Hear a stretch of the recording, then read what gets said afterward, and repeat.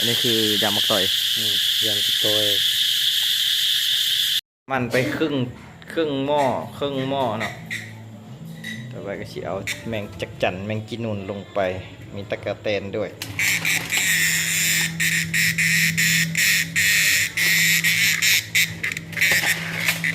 นี่ลงไป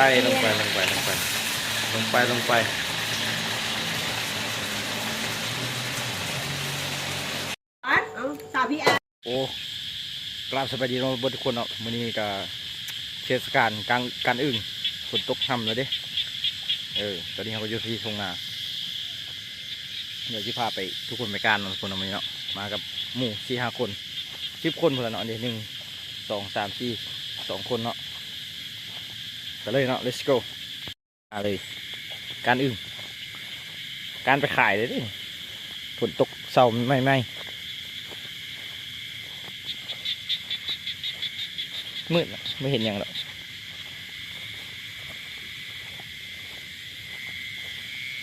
การอึ่งเห็นอึ่งก็เอาเห็นจักจั่นก็เอาเด้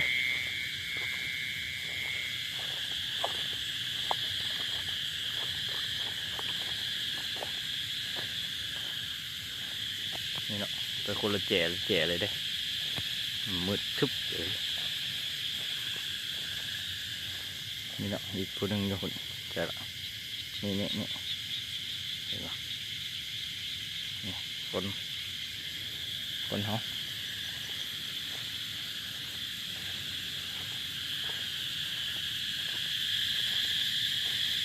อยู่ตรงหน้าเนาะเสียงห้องวายอยู่จักจั่นนะ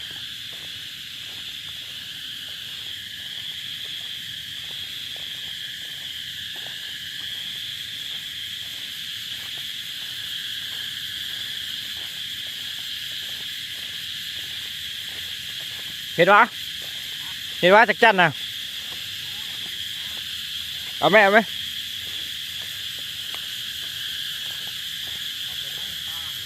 ฮะใช่ตัวจักจั่นนะ17 ปีเลยบ่เชื่ออีก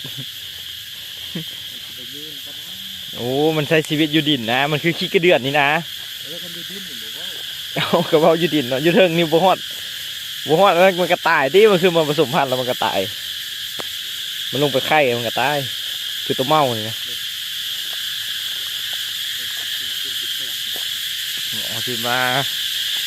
ติดตั้งเอาจักจั่นนี่เหรอใช่โอ้หลายเนาะนี่เนาะมีคล้องมีอย่างแน่เลยได้ปะได้หลายปะกำลังลืมมึงไม่ได้จักตัวโอ้มีทอดซบอีกแล้วเนาะอันนี้คือยำมักต่อยยำมักต่อยตั้งหรือยำมักต่อยตั้งทิศนกนี่ก็ชมหน้าเพื่อนกันผู้เชี่ยวชาญเรื่องการลาจักจั่นยามกลางคืนเนาะจะติดละจะติดรถพอที่จ่ายเองเนาะขึ้นไปแล้วก็ต่อยเอามันเลยเพราะว่ากลางคืนนี้มันจะบนบิดหนีเนาะเห็นบ่นี่ที่ไอ้ที่ตัวนึงนอนอยู่ฮะตัวนึงนอนอยู่ฮะโอ้ร้ายผมไม่แต่ตัวเดียวเพราะว่าความจริงเขามาการอึ่งแล้วเขาจะมาเอาจักจั่นนำเนาะนี่ดึกจับโต้แม่เอาโอ้ยเลยแล้วเสร็จเลยเอาใหม่ละมาตัดมาว่าจะกระจับให้ดีไหมเอาเลยแล้วนั่น1 ตัวเนาะเต็มเดียวหัวขาดตาเดี๋ยวปะกบนะอันนี้มิสเตอร์จิ๋วได้แต่เอาจนบ่ได้เว้ยจิ๋วกับที่จักจั่นกันเท่าไหร่มันดุ่มดิบ่ดุ่มวะอยู่ในป่าอยู่ในดงนี่เอามาดุ่มหลายก้อนตีดุ่ม3Kนี่แล้วเนาะเห็นบ่เต็มตุกนี่สิเมื่อละเพื่อดมเนาะ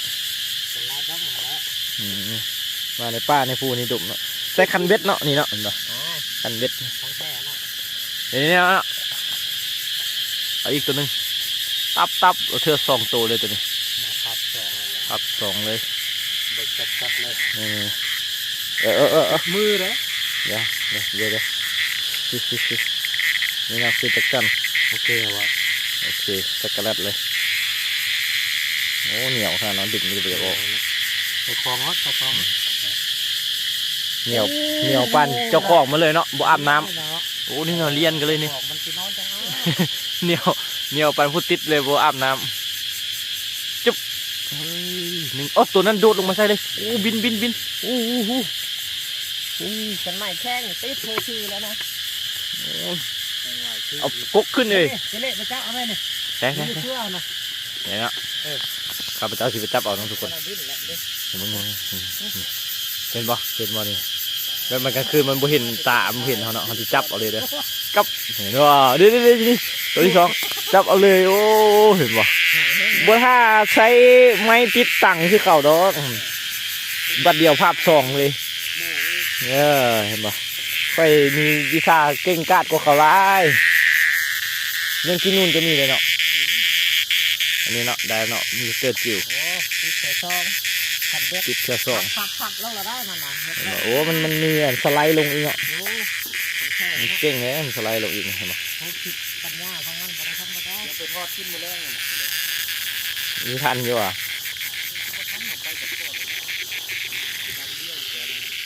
อ๋อใส่เป็นข้อง ไปเลยไปในคลอง จักจัน นี่เราตามเนี่ยเห็นตัวอ่อนมันเห็นแก่ ตัว17 ปีนี่วะ เจ็ด17 ปีโอ้ยกกไม่คนแล้วเห็นนั่นมันเลี้ยงไปดิ้นนะ เนาะแล้ววันนี้แย่งเชดินจักแนวใดเนาะผู้บอกกันเลยโอ้17 ปีเนาะมันใช้ชีวิตบอกบิ๊กเจ้ากบให้ได้ครับ คนบ่เช่นมันจะจับได้เลยมันห้องนี่คือกัน นี่ใบไม้ตัวนี้เห็นบ่จิ๋ว บ่เห็น นี่ เห็นแล้ว เฮ็ดอ่อนพดเต้ของตัวนี่ คันเบ็ดเนาะอันนี้แหละมันถึงบ่ได้กินข้าวของเขาได้ โอ้ยแล้ว เห็นบ่ นี่ว่ากูสิจับเอานี่ไปทางไหนอ่ะ บ่แม่นมันจับอยู่บ่าวนี่ได้อยู่เทิงหัวจ้ะเด้ ใจ เคยเห็นแล้วแต่ว่าคัดใหม่คราวนี้กว่าครับอันเฮ้ยมาก โอ้กลางค่ำกลางคืนเนาะเฮาเนาะ มันตกดินเด้อแต่เฮาเนี่ยใช่เลยค่ำกลางคืนกับบ่รับบ่นอนเนาะ อันนี้มีสเตอร์กิอันนี้นะนี่ เรื่องนี้เท่าไหร่ครับคุณเราประชาชนทอง5ขึ้นเนาะ โอ้เฮ็ดเลยอ้าวโอ้ยมันจับได้มันบินไหมบินไม่ต้องโอ้ยไปพูดสับอย่าตัวไหมมันยังหลายอยู่ขนาดว่าก่อเดียวได้นี่นะก่อเดียวได้เป็นรูแล้วทุกคนเลย โอ้ยสิได้เอาใหม่ มันยากเลยเนี่ยเฮ็ดคั่วให้กินมื้อแรงเลยได้นี่และนี่คือวิธีการเข้ามาเอาของเฮาเนาะก็คือว่ามันลำบากสำเร็จเห็นบ่เขาจะเอาไปขายอยู่ตลาดเนาะมันจะแพงเพราะว่ามันเอาบ่แม่นเรื่องง่ายเลยเนาะนี่เห็นบ่นี่เฮายื้อบ่ถึงเดี๋ยวค่อยสิโดดเอาเด้อก็โอ้ยหามึงบ่ได้ซับโอ้ย ต้องไปมันเลย โอ้ไปบ่ซับอันนี้น่าจะเป็นอันกกกระโดดเนาะเห็นบ่ บ่แม่น กกเอียงกกเป้าเนาะ บ่แม่น กกหยังซะนะ กกอันมักขี้แถวนะเขากินมักโทนมักเทียนนี่แบบ มังกี้พ่น ขายไว้นั่นแหละ โอ้มันจะเป็นคล้ายๆเขื่อนเนาะต้นนี้มันอยู่หลายนี่ ว่าสิจับยาแห้งได้ นี่ปั๊บนี่เรียบร้อยเลยนี่เห็นดีบ่เห็นบ่โอ้จักจันบินตำตาเอาป้อนมันสุกกันหน้าตานี่คือเลยเนาะคนดมกาวนี่ นี่เนาะเพื่อภาพสองโอ้หลายเลยขนาดต้นเดียวได้เนี่ยมันเหี่ยวใช่หัวเขาเลยเนาะ ก่อนคนตกบ่ หลายนี่จิ้วนี่อยู่ปลายต้นมะอันนี้นี่เห็นปะเอาไหมนี่ เผ็ดไหม้นี่ก็โอ้ของแท้ขนาดใดครับ อ้าวเร็วไปดิว้ายนี่ จับเอาได้ไหมเดี๋ยวเอา โอ้ยมันบินจับมือเองได้มาอีกแล้วตัวนึงโอ้ยกินต้นยักษ์ขิวออกไปได้ ไล่ครบอันนี้แหละ อ๋อมีขนุนกับวะไปคั่วเนาะคั่วกินแก้มเบียร์มะแรงแต่บ่แม่นแรงเลยเด็กแล้วตอนนี้นะ ตอนนี้คือเวลากับ8 โมงเนาะเลขออกแล้วที่เลขบ่ถึกกับบ่มีหยังกินแหละว่าง่ายๆซะต้องอาศัยจักจั่นกับตัวอึ้งตัวกบเนาะตัวอึ้งกับตัวกบ ยางว่าเอาใหม่เอาเนื้อเรื่องเอาเกลือมันละบ่ นี่เห็นแล้วจับบ่แม่นว่ามันสิได้กินง่ายๆเนาะจักจั่นเอา17 ปีมันจะขึ้นมาให้เฮากินได้เทื่อนึงเนี่ยมันก็จะเป็นวงเวียนชีวิตของมันแล้วเนาะห้อง17 ปีนี่คือมาโอ้ตัวนี้2 ตัวซ้อน เบิ่งใหม่เพิ่นปั้นหัวเพื่ออันไก่ท้องเลย โอ้ยปันหัวเฮือกไก่ทองเน่งไปเน่งมาอยู่เนาะ ตอนนั้นเข้าอะไรเข้ากับบ่ยอมเอาลงหน่อยนะใหม่เขาอ่อนนะเอาเธอซื้อเลยเนาะเลยเนาะ โอ้นี่ ทั้งแท้ 4 ตัวเลยกันให้มาคนเดียวนี่บ่มาเลยนี่ เป็นหยัง เอาคานเนาะ คานเนาะบ่มาแล้วพวกมันเหี่ยวที่หัวโอ้ต้นเดียวนี่เนาะมันว่าหลายใช่ปะ ต้นได้ก็นี่นะอยู่ป่าเลยนะ อยู่ป้ามีเบิดหรอเจ้าต้องเป็นต้นไม้ที่ใหญ่ๆนิดนึงเนาะเอาไปต่ำเจ้ากินเนาะพอบิ๊กไปเอาอึ่งพอบิ๊กเนาะ ไม้ครบเอาแต่พอตกติดก่อนก็ยังบ่ต้มอยู่เอา เวลาตอนนี้เราไล่สตรีมก็คือ10 นาทีนี่จิน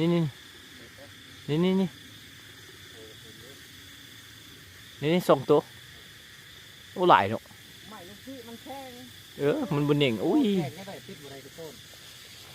โอ้ยติดกัน ให้เดี๋ยวมันเห็นหุ่งว่ามันเนาะขนาดว่ามันบินลงมาแล้วมันยังไปจับถึกงามไม้คือเก่า มันปีก อันนี้กกกระโดนกกโดน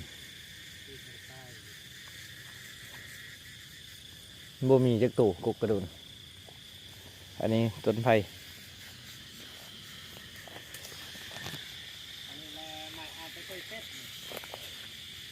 นี่เนาะได้เอ้ารูดอีกแล้วแปลว่าไม่แข็งได้เปรียบเหมือนกันมันบ่ได้จากจั่นตัวนี้คือมันแบบมันฮู้แล้วเนาะว่ามันสิลีกจังไดเนาะคืออุปสรรคของเฮาเนาะแบบเฮาแน่ไม้ขึ้นไปแล้วมันจะบินหนีก่อนมันเป็นอุปสรรคเลยล่ะทั้งที่ว่ามันบ่เห็นแต่ว่าสุดท้ายมันบินมาจับง่ามไม้ได้คือเก่าเลยเด้มันโคตรเก่งเลย ต้องได้ใส่ความชำนาญเนาะ เดี๋ยวถ้าบ่เชี่ยวชาญนี่เฮ็ดบ่ได้เนาะมันต้องมีวิธีการของมันวิธีการเอาจักจั่น ไปหาพวกอัดกบไปไปไล่สวดบังดู การกบย่างเมื่อยละติ ไปเบิ่งดูโอ้ได้ละ เอาสิไปเบิ่งหมู่อีกคนหนึงเนาะคือเราไปการกบมาเราสิเริ่มเปลี่ยนใจมาเอาจักจั่นแทนแล้วตอนนี้เห็นป่ะโอ้สุดท้ายเอาแมงกินนูนพุ่นเนาะ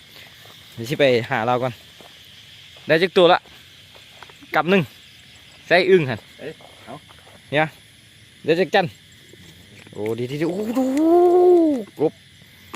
กบเด้อทุกคนเด้อกบจะเอาแมงกินนูนเนาะเดี๋ยวไปใส่น้ำโคกิว โอ้มันกัดกันแล้ว เอ้าบ่ได้ว่ะ พูดเลยนะ อีสิป่องอีบร้อยเนี่ยนี่เนาะก็ตอนนี้ก็มันนั่นกบมันบ่ค่อยหลายไปได้เนาะกบกับอึ่งมันต้องมาตอนฝนตกแห้งๆเนาะมันจังสิค่อยได้ตอนนี้เราก็สิมาเอาจักจั่นแมงกินนูนไปกินแกมเหล้าแกมเบียร์แมลงเนาะไว้แมลงตอนกลางคืนนี่แหละ ไปฟองให้โอ้ยสุด ใกล้ให้ตัวละมึง10 ตัวนี่แหละ ตายละสิสุดไม่แล้วปั้นก็แก๊สเลย โอ้ยุงก็หลายเนาะ ตรงนี้สีนุ่นใหญ่เลยสีนุ่น เดี๋ยว2 ตัวซ้อนเลย เอาเลย จุ๊บ ซอยกันโอ้2 ไม้ตัวเลือกกินนั่นอะไรจะเป็นเลือกกิน เรือกิน หมด10 โต้เถอะอันนี้เห็น4-5 โต้ มือปูเอาท่านเวียงเพิ่นมาติดเบิ่งว่าซั่นนี่ มีคนเก็บแล้วนี่กินไป เจ็บเลยดึงได้แต่หัวผูกเจ็บก็ นี่ตัวผู้ตัวนี้เนาะตัวนี้ตัวผู้ตัวนี้มันเอ้าเฮ้ยอย่างนั้นโอ้บไดตี้เป็นอย่างได้จักจันไงวะโอ้ตายละเอ้าตอนนี้เพื่อนกะทิเฮ็ดวิธีการแบบเอาไม้มาติดอีกตัวหนึงเนาะเดี๋ยวเราจะไปสอกกันเพราะว่าเราแบบจับจูดกันได้ใส่คล้องกันใส่ไปลองบ้างเนาะไม้ตัวใดมันสิคือนี่ตัวนี้มันได้บ่ สั่นนะมันบ่ถึง ต้องส่งมายาวๆเนาะเราต้องส่งมายาวๆเพราะว่าเขาตั้งเขามันเหลือแล้วคนติดก็เหลือคือกันเนาะเพราะว่ามีสร้างการอึ้งคนหนึ่งแล้วก็สร้างติดจักจันอีกเนาะใช่ โอ้เครือที่ เครือบริเวณมันแห้งอ่อนดิ ฮึกได้ตัวนี้นะ โอ้นี่เนาะปีกมันติดอยู่ในใบไม้นี่หลายอยู่ เขาบอกคุณมาเอาทุกมื้อ มันสลัดขนไว้เนาะเครือหักบริเวณโอ้ต้นไม้เนี่ยเครือ นั่นแหละจักรจันทร์ลายเลยนะเครือ เครือเราสิซอกไม้เนาะ จะไปฮักเครือได้ หักบุขาดแล้วเครือ ไม่บ่มีแล้ว เดี๋ยวไม้อยู่ซอกไม้มาเฮ็ดอันติดจักจันนี่ ไม่นี่ก็สั่นพูดว่าไม่น้ำนี่ ปลายมันอ่อนอยู่ โอ้มันพุด รอ จอกหักใหม่ปะ หักวิเศษซอกหักเอาวะ ไม้สังไฟเดี๋ยวเขาจะไปซอกหักไม้เนาะ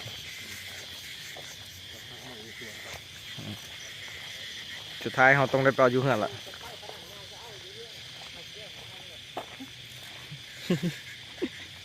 เราต้องมีวิธีการเนาะคือบ่มีมีดบ่มีอย่างเลยแต่ว่าเราสามารถหากินได้เนาะเราต้องมีวิธีได้หากินได้เลยคันเห็นกบก็เอากบไปเลยโดเงินไปนี่นี่กบเบาเนี่ยได้ปะยิงสั้นวะเอามันไม่หัวเขาเลยนะเอาหัวลักเอาหัวไม่สังไฟนี่เดี๋ยวจะมามางหัวเนาะเดี๋ยวหัวเนี่ยเห็นมั้ยมันมืดเนาะผมไม่ค่อยเห็นนะได้ยินแต่เสียงก็พอแล้วเนาะที่เหลือเดาภาพเอา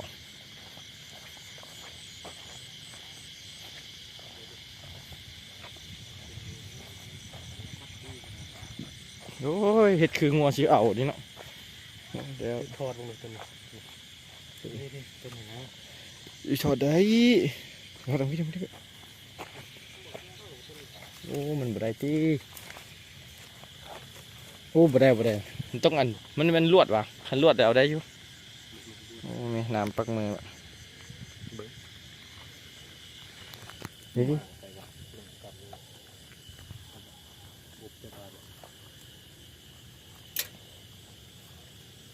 มันเหน่งเลยนะมันเหน่งเลยมันรักงัวเนาะรักงัวไปติดจักจัน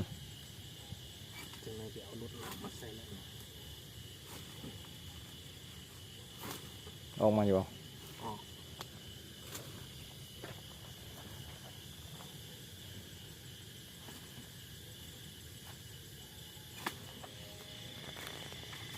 บุเคียกันเลย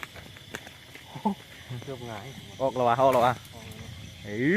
นี่แหละหางบังไฟเขานะนอนแล้วแบบนี้ไปว่าซื้อกับตัวนั้นอีก นอน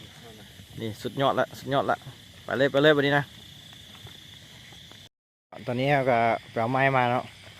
นี่ซื้อจุดเลยเอาไปทางบังไฟโอ้โหแมน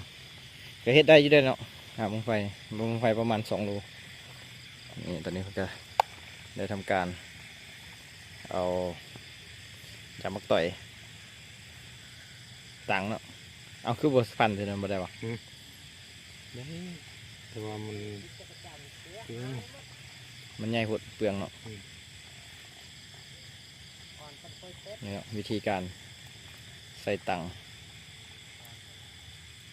นี่ บุมมา เหนียวฮะตังคือดำเนาะตังคือดำ ตามเก่าดิ ตังรีไซเคิลเนาะหลังจากไปติดนกหลายครั้งแล้วคนก็ติดจักจันต่อ ของแท้ นี่เนาะก็มาซุปข้าวหู หูไม้สังไฟ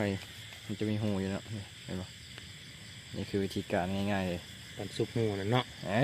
ต่อหัวเหือแบบเดียวเลย เอาไปวันนี้ตัวนี้น่าจะแบบตักได้สูงกว่าหมูละแต่ว่าจักจันโมมีบัดนี่โมมีจักจันละ ผมไม่หรอ นี่นี่ เอาแบบตัวนั้นแล้วเนาะ โค้งซะเลย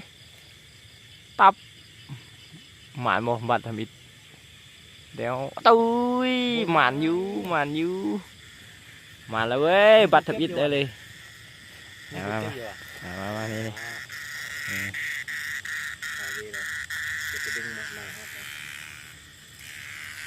เหนียวข้างนอก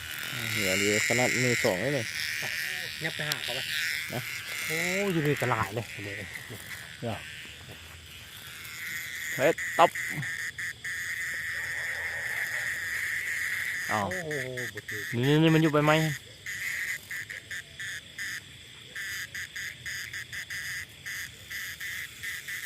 โอ้มันดีนี่เหรอ พับสองเลยดึงลงไปดึง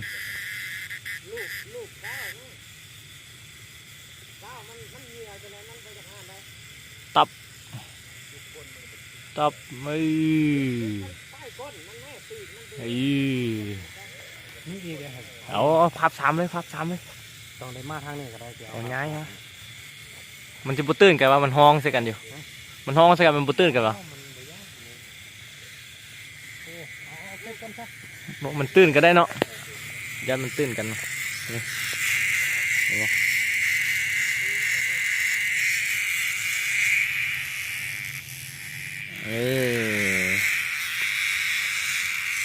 มันมีแต่ตัวผู้เลยตัวผู้มันจะห้องเสียงดังเนาะแต่ตัวแม่มันจะบ่ห้องเสียงดัง เห็นหับมันนะ นี่มันมีกาบ แต่ก็เห็นเลยตัวนึง ตัวผู้มันห้องดังจัดจัด เอาหนึ่งบด นี่ตัวแม่บินแล้วนี่ ครับเห็นบ่เห็น บ่ บ่ เห็นเห็นบ่บ่เห็นเนาะ โอ้ยยังสิบ่เห็น ติดได้ไหมสิ นี่เด็ก โอ้ยใบไม้นี่อยู่ใบไม้ตัวนี้ก็มีนี่ โอ้ยมันห้องใส่กันเนาะ โอ้ บ่ยอมบ่ได้ มันก็บ่ยอมวางไปไหมโอ้ นี่ตัวนี้อยู่นี่ ย นี่ หันตัวนึงอ่ะโอ้เด้เนาะ อืม โอ้ย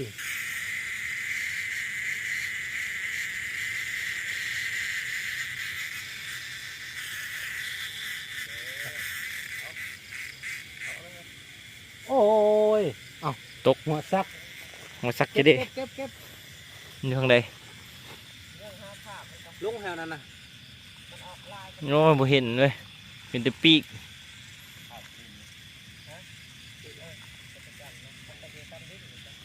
เดี๋ยวไปเบิ่งสองคนอีกก่อนเก็บผ้าจอบมึงดูได้จักตัวนะมันยืนเสมอเกยซื่อๆป่ะ เอาเทโต้เอาบาดนี้มันสูงเลย โอ้สบายเนาะตะลุลงเนาะ ว้า โอ้ยกะ เล่นนี่เล่นเห็ดท้องแท้มันน่าเล่นนี่นะ มีแต่ตัวผู้เลย พอบิ๊กเราเห็นแต่ตัวฟูเราก็เอาตัวแม่ได้หลังตอนนี้บิ๊กเอาตัวแม่ ตัวผู้นี่ได้หลายเต็มแล้วมา แล้วทานโต้ก็เก็บก็จะดีคือบ่ได้จะโต้ว่ะโอ้ได้ตัวเดียว ตัวแม่ที่บินน่ะ เออ เฮ้ยหายละ เด้ ตกลงลุมเก็บ มันติดไปซะ เอ๊ะจะผู้อีกแล้วนี่แกคือมีแต่ตัวผู้ เด็กเจ้าแม่เด็ก เนี่ยมึงเซ็ตกู ตัวแม่ อ่า ตัวนี้ผู้เนี่ยนี่ ตัวผู้ ตัวผู้อย่างเดียว ตัวผู้อย่างเดียว ก็ต้นไล่เขามาเยื่องป้าวันนี้มันบินลงมาใช่แล้วนะแต่มันลกแต่มันบินนะ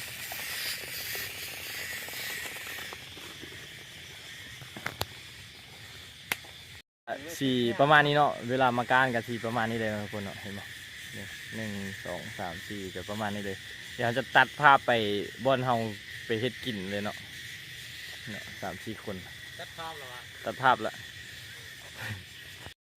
ตอนนี้เราก็มาอีกต้นหนึ่งอ่ะง่ายบ้อนละมาอีกต้นหนึ่งมันสิเบิดแล้วแหละ เอาจุดเบิดเลยตอนนี้เราก็ย่างเลาะการมาเนาะการมาจนฮอดอันสถานีรถไฟละสุดนี้แล้วก็ที่มาเฮ็ดกินแล้วบัดนี้ได้หลายเติบมีแคมหนองตรงนี้กกท่อนนี่เนาะพอบิดขึ้นไปเอาอยู่เทิงเลยนี่เห็นไหมได้อีกนิดโต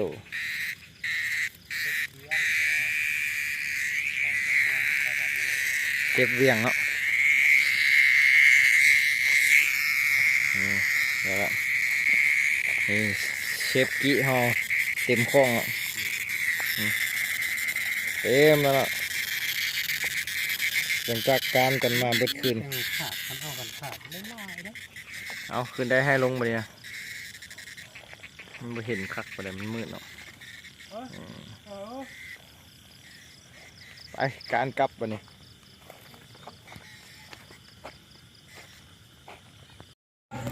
อันนี้ก็เที่ยวไปคั่วแต่ห้องจัดละนี่วะนี่เนาะล้างทำความสะอาดแล้วเราก็จะได้จักจั่นที่แบบสมบูรณ์แบบพร้อมรับประทานแล้วนะทุกคนนี่ครับสมหน้าพ่อครัวเชฟเนี่ยจะได้เมื่อยวะเดี๋ยวเราจะคั่วเนาะมีเชฟผู้หญิงคั่วเลยเนี่ยของล้างทำความสะอาดนี่เห็นปะนี่มันออก ใจเอาเงินเงียบ เดี๋ยวดิก็มีก็จะกระจาย ออกโอ้โห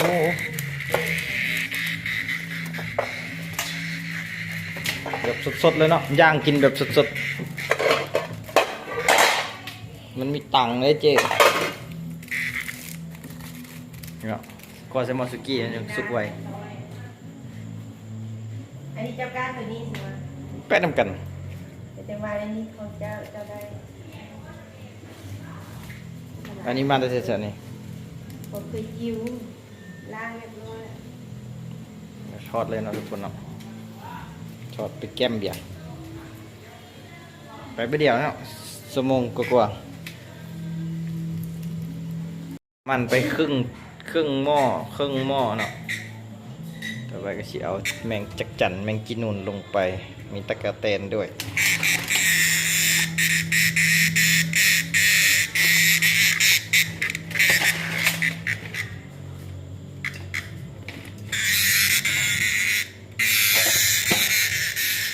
นี่ลงไป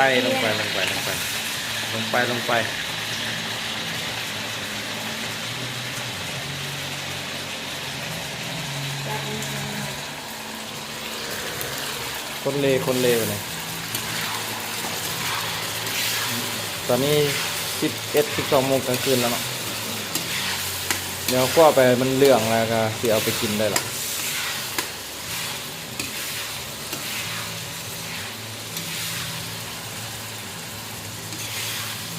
เนาะเอาเวลากินแล้วเนาะแก้มเบียร์พร้อมเนี่ยนี่ ไปแต้มเดียวไม่ค่อยงานไปงานมาดูหนังเด็กนะ มับอ้าวโอ้ยบ่กิน กินตัว โอ้ตัวผู้บ่กินคือตัวแม่ ก็แม่มันเนาะ ไอ้สวมน้ำผู้ไปการ พูดเลย ยังผู้หนึง พูด อันนี้ ได้ ผู้สอง เบอร์ดำเบอร์เขา พูดที่สี่อันนี้ ผู้สี่ แต้ม ผู้สี่อันนี้ผู้สี่ สาวพี่อา